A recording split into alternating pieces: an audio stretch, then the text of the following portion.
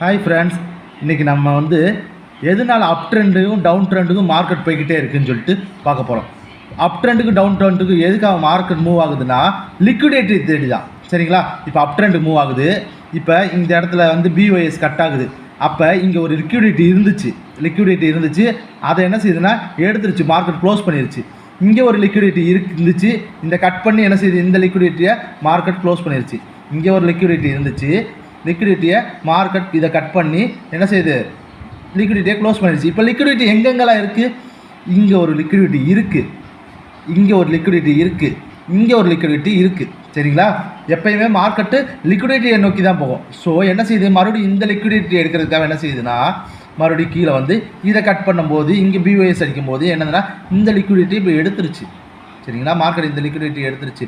அதே மாதிரி இங்கே கட் பண்ணி இங்கே வரும்போது மார்க்கெட்டு இந்த லிக்விடிட்டி எடுத்துருச்சு. இப்படி தான் லிக்விடிட்டி